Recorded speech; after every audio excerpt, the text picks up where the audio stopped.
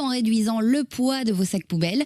En plus, c'est l'automne. L'automne, l'une des meilleures saisons pour le compost. Grâce aux feuilles mortes dans le jardin, ne les évacuez surtout pas, elles vont être très utiles.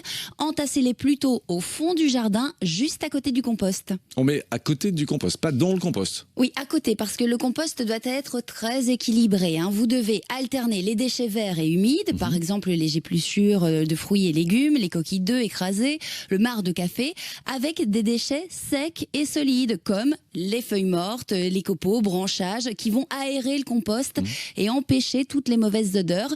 Et il ne faut pas obligatoirement un jardin pour faire un compost, même en appartement, c'est possible.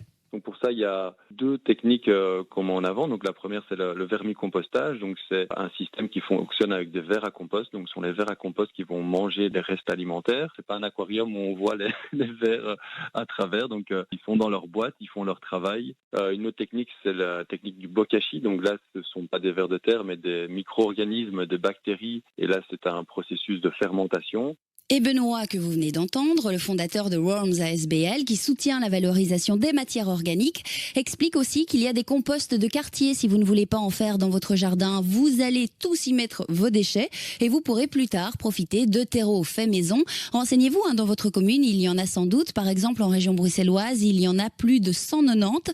Dedans, évitez quand même les restes de viande et de poisson, ça sent mauvais et ça attire les insectes. Pas non plus de produits toxiques comme du bois verni, ni les cendres du bois de barbecue. Le compost, c'est de la cuisine en gros. Donc nos ingrédients, ce sont nos restes alimentaires ou les déchets de jardin. On va les cuisiner pour en faire ce qu'on appelle le compost qui va être utilisé comme alimentation par nos plantes. Mais c'est simplement qu'en fonction de la technique qu'on va choisir, il y a des choses à savoir pour pouvoir faire ça au mieux. Et il y a donc des formations souvent gratuites données par exemple par les ASBL Roams à Bruxelles, Bonjour Sourire à Clavier, Eco-Conso un petit peu partout en Belgique. Les intercommunales de vos régions peuvent aussi vous donner des conseils et astuces. Par exemple, le BEP à Namur, IGA à Mons, Saint-Tradel à Liège. Il y a aussi tout le réseau des maîtres composteurs, des bénévoles aux quatre coins du pays, repris dans des bottins que je vous partagerai sur ma page Facebook dans quelques instants. Vous pouvez les appeler pour recevoir des conseils. Et alors, il y a aussi des guides de compostage très bien faits que je vais aussi vous partager. Voilà, en conclusion, on pourrait dire qu'il faut rendre à la terre ce qu'elle nous a donné. C'est